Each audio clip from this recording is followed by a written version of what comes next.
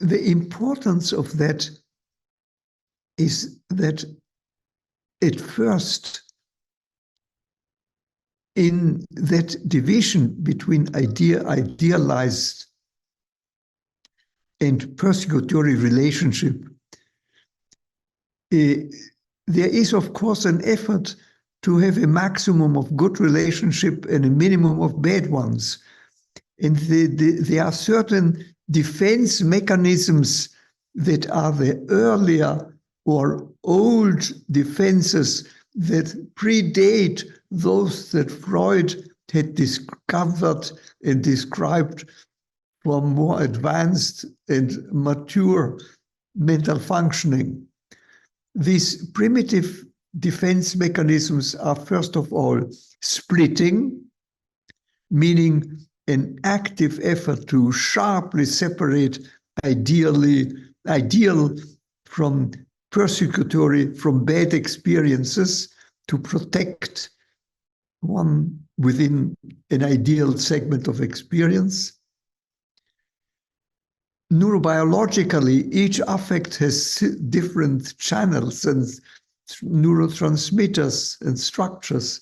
So there is a natural splitting that then is taken over by psychic function with a psychological effort to sharply divide anything good from anything bad. This defensive operation is accompanied by the tendency to try to push outside all sources of bad feelings, so that if the infant feels badly, there must be something bad outside that he has to avoid. It's the origin of projection, attributing to others what one cannot tolerate inside. In the primitive form of projection is projective identification, in which one attributes to mother the same feeling that the infant has, tries to control mother under the impact of that imagined feeling, induce that feeling in mother to make sure that it's clear that it's she and not oneself who is the cause of all the suffering. All of this is projective identification. Projection, induction, empathy with what is projected, effort to control it. More later mechanisms of projection are much more sophisticated.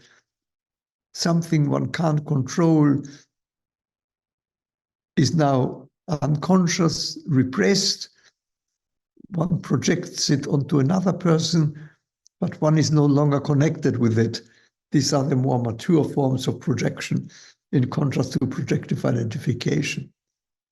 So splitting, projective identification, primitive idealization of what is good to make it absolutely dominant, devaluation of anything bad so that it doesn't touch one.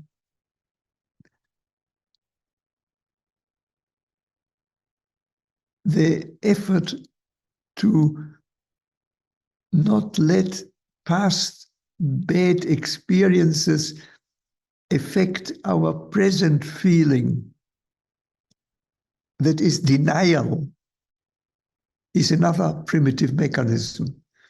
In denial, one knows something that happened in the past and one thing, very bad thing one felt, but now we only remember it. We no longer feel it.